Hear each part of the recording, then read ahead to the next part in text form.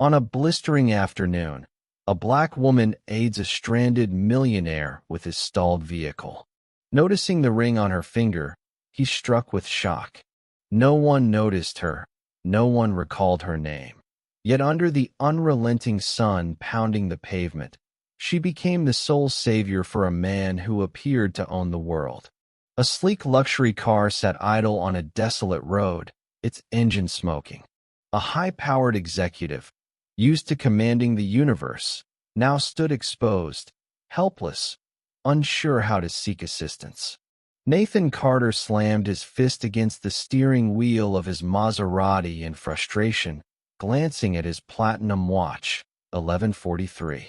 In precisely 17 minutes, he was due to pitch the deal that would shape his company's future to the nation's top investors.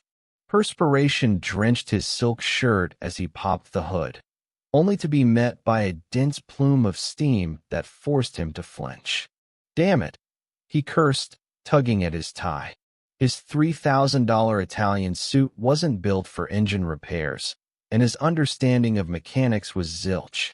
The irony wasn't lost on him. A man who dominated a corporate empire, utterly powerless before a tangle of metal and wires he couldn't comprehend. The rumble of an old engine broke his despair. A sun-bleached pickup truck, weathered by time, pulled up a few feet away. Nathan eyed it warily as a woman climbed out. She wore oil-streaked jeans, a plaid shirt with sleeves pushed up, and her curly hair was tied back in a no-nonsense bun. Her dark skin shimmered under the brutal sun. "Need a hand?" she asked, striding toward him with steady confidence that clashed with Nathan's unraveling composure. "I've got a critical meeting in 15 minutes, he snapped, not bothering to mask his annoyance. "My assistant should be sending help, but there's no signal in this godforsaken place." Unfazed by his status or sour attitude, the woman peered into the steaming engine as if the car's exorbitant price tag meant nothing. "It's the cooling system," she declared with striking certainty. "I can patch it enough to get you to the city. It won't hold long, but it'll buy you a few hours." Nathan scrutinized her, his skeptical gaze lingering. "You sure about that?" "I'm a mechanic," she shot back, her tone sharp, meeting his stare head-on. "My shop's 10 miles from here." Without waiting for his go-ahead, she grabbed tools from her truck, her movements precise, efficient, no motion wasted. She dove into the engine with laser focus, her small but sturdy hands working with surgical skill. 5 more minutes, and this engine would have been toast, she remarked, not glancing up as she tweaked something Nathan couldn't name. "These cars are beasts, but fragile, like some folks." The subtle jab landed, but Nathan was too fixated on his meeting to take offense. "How do you know luxury cars, working in?" he trailed off, catching the bias in his half-assed question. "A backwater town?" she finished, shooting him a pointed look over her shoulder. "I read. I learn. I care about my craft. Excellence isn't just for city elites, Mr. Carter." Nathan blinked, startled by his name. "How do you know me?" "Your face is plastered in the business pages," she said matter-of-factly, slamming the hood shut. "That'll get you to town." "I owe you," Nathan said, relieved, pulling crisp bills from his leather wallet. "Please, take this as thanks."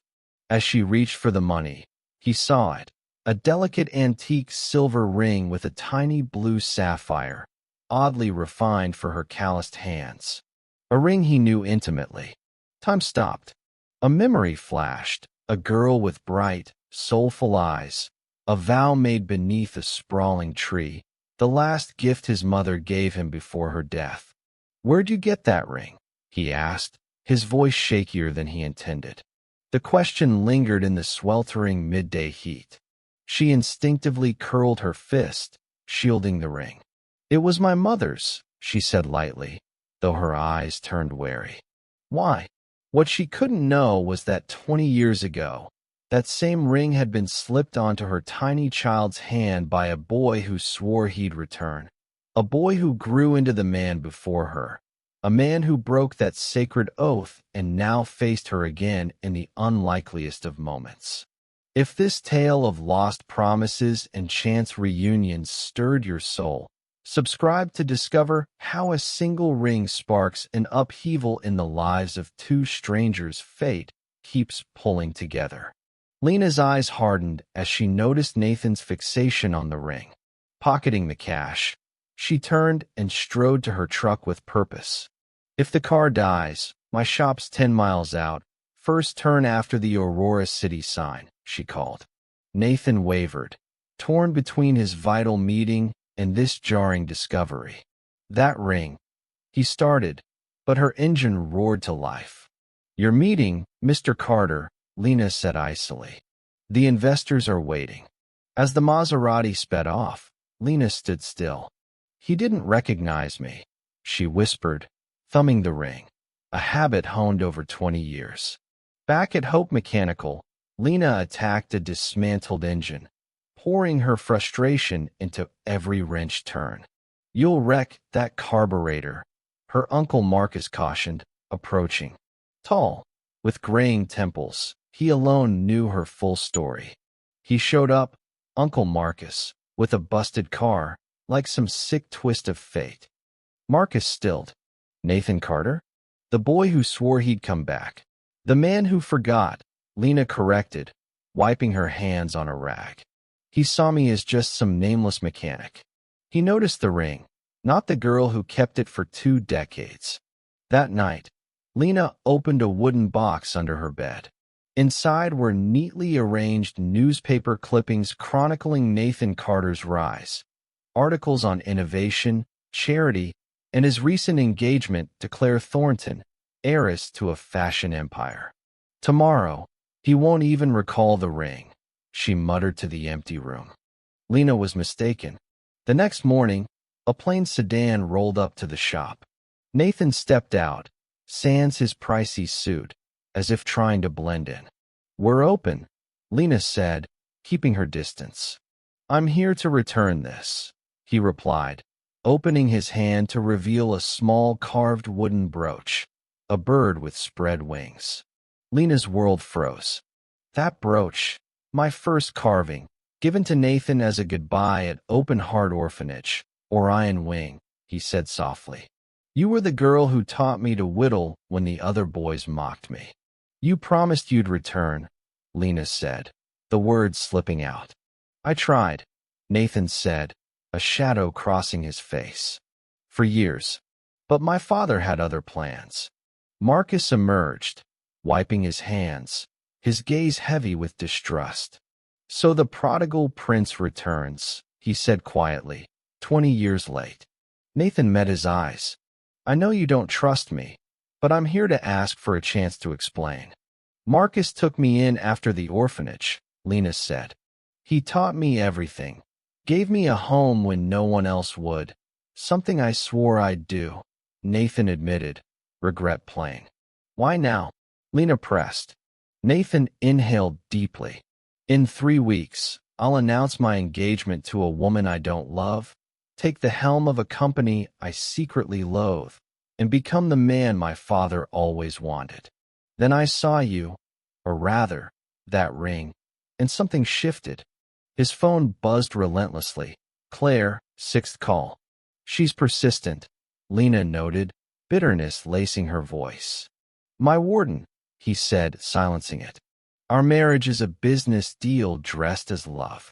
What do you want from me? Lena asked, arms crossed. Forgiveness for leaving you? Answers, he said plainly. And maybe a shot to fix my greatest mistake. What Nathan didn't share was the investigation he'd launched the previous night. A deep dive into Lena Harper, her orphanage past, and missing records tied to her family's land. What Lena hid was a file tucked away in her shop, faded papers bearing the Carter Enterprises logo, signed by Nathan's father, outlining the illegal seizure of the Harper family's property, the very land now home to the corporate complex meant to cement Nathan's legacy. As they faced each other, neither knew their fates were bound by more than childhood memories. entangled in a scheme that ruined a family to build an empire.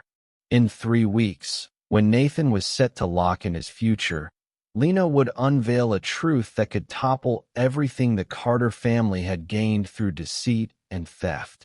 3 days later, Nathan, obsessed, skipped meetings and dug into old files. Something about his father's account of the land, now part of the new Carter complex, didn't add up. In the family mansion, he rifled through his father's office and found a locked folder labeled Project Aurora, the name of Lena's town. Using a key he'd copied years ago, Nathan opened it and froze. Contracts, lawsuits, and a chilling document. A forged death certificate for Lena's mother. He faked her death, he whispered, stunned, to steal the land. Meanwhile, at Marcus's shop, Lena made her own choice. She'd buried the truth too long. "I'm confronting him," she told Marcus, revealing the hidden file. "The documents are real. His father's signature is on every one." "It's risky," Marcus warned. "The Carters crushed your family once. They could do worse." Lena touched the sapphire ring. "I've got nothing left to lose." That night, Nathan was driving to the shop when Lena texted, "Central Square, 20 minutes. Come alone." In Aurora City's empty square, Lena sat on a bench under a tree eerily like the one from their orphanage days. "For 20 years, I wondered why my mother left me," she began, no preamble. "Why I lost everything overnight." "Lena, I found something awful," Nathan cut in, his eyes wide with horror. Your father faked my mother's death," she finished, handing him yellowed papers. "Then threatened her life if she tried to reclaim me, so he could seize our land, the region's largest freshwater reserve." Nathan paled, scanning the documents. The signature matched the one he'd just seen. "How'd you get these?" he asked, voice shaking. "My mother left them with Marcus before she vanished. He waited until I was ready to understand." Lena pulled out a photo. "This is my mother, Sophia Harper. She didn't abandon me. She was forced to disappear." The image showed a gentle-faced woman wearing the sapphire ring, standing in a lush valley now paved over with Carter's logo. "Tomorrow, I'm going public," Lena said, "at the groundbreaking for the new complex." Nathan stared, floored. "Hundreds of reporters, investors, politicians will be there." "Exactly," Lena said. "The perfect stage to expose the Carter Empire's foundation of fraud, extortion, and ruined lives." Nathan's phone buzzed. His father, fifth call. He ignored it. "There's more," Lena said. "I think my mother's still alive." The words hit Nathan like lightning. "How? Where?" "Her last contact was 8 years ago, an anonymous letter, but her handwriting," Lena said, hesitating. "From a psychiatric clinic in New Hope." Nathan exhaled, deciding. "Don't wait for tomorrow. Let's move now." "Where?" "The inauguration. My father bumped it to tonight, suspecting leaks. Only his inner circle knows." In the limousine to the complex, Nathan outlined his plan. "I control the security system and stage access. I'll get you in position to confront him publicly." What he didn't mention was his discovery of Lena's mother's true location. Not a clinic, but a private Carter estate, held to ensure Sophia's silence. The event was opulent, with business and political elites marveling at the complex built on the Harper family's former land. Victor Carter, pristine in his suit, beamed for the cameras, his authority absolute. "Nathan, finally," he said, spotting his son, his gaze sharpening at Lena's presence. "What's she doing here?" "A special guest, father," Nathan said coldly, with a gripping tale about this land's origins. Victor paled. "My office." Now, in his lavish office overlooking the raised valley, the Carter patriarch glared at Lena. "How much to disappear, like your mother should have?" "My mother," Lena said, voice steady despite her churning emotions. Where is she? Victor laughed cruelly. After all these years, she probably doesn't even remember you. She's alive, then, Nathan said, secretly recording. You've held her captive for 20 years. Captive? Victor scoffed. I gave her luxury for worthless land. It was a deal. A deal under duress isn't a deal, a new voice said. At the door stood Marcus, beside an older woman with eyes identical to Lena's, brimming with decades of pain. Mother, Lena whispered, voice cracking. Sophia Harper stepped forward, eyes locked on the daughter she hadn't seen since childhood. Lena, she said, voice thick with emotion. In the hall, Claire watched, her phone capturing every word. The mother-daughter reunion was poised to expose not just the fraud behind the Carter empire, but how unchecked ambition shattered lives and families. A truth no fortune could conceal. As Victor watched his web of lies unravel, a deeper secret lingered. Nathan wasn't his biological son, but an orphan adopted to replace a lost child. A final twist that would seal the cycle of justice sparked by a resolute mechanic with a sapphire ring. The tension in Victor Carter's living room was electric as mother and daughter faced each other after 20 years. The patriarch, always in control, seemed to have lost his grip entirely. Impossible, he muttered, stepping back. You were under constant watch. Your money buys silence. Victor, not loyalty, Sophia said, her voice fortified by years of suppressed pain. Some guards have families. They have hearts. Lena, trembling, approached her mother. 2 decades of forced separation, of unanswered questions. Their embrace needed no words. Tears spoke louder. Nathan watched, a tempest of emotions on his face. Why, father, he asked. Why destroy a family for land? That land wasn't just land, Victor said, regaining composure. It's the region's biggest drinking water reserve. It's worth billions, the company's future. And that justifies ruining lives? Nathan asked, voice thick with scorn. How do you live with that? A dangerous glint flashed in Victor's eyes. The same way I justified adopting an orphan to replace the son I lost.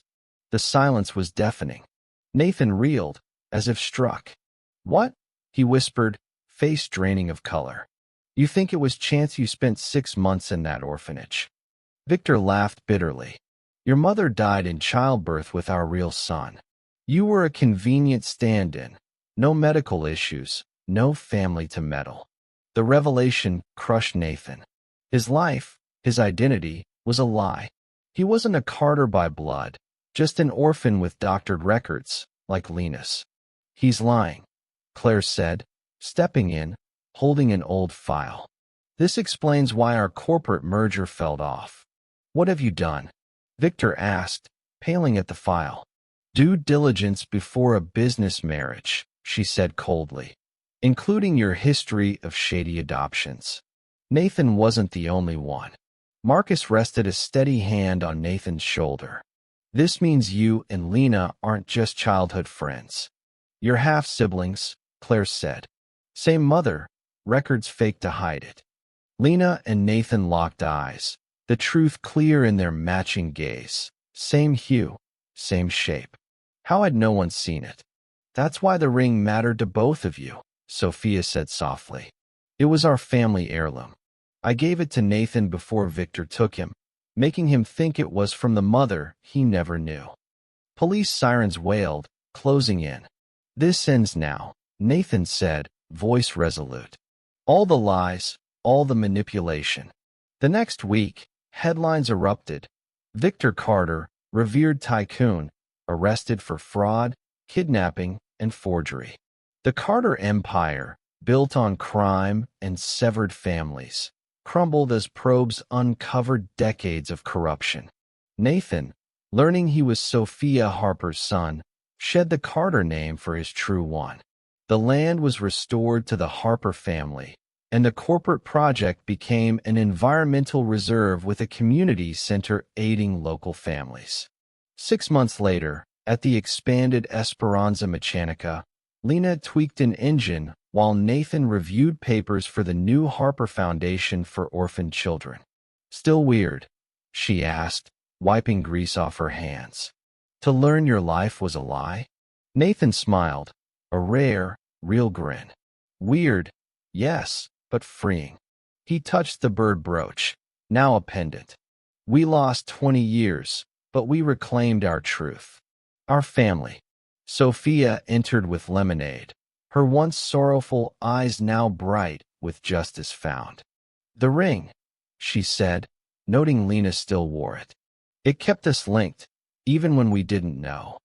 Sometimes, the grandest lies unravel through the smallest bonds.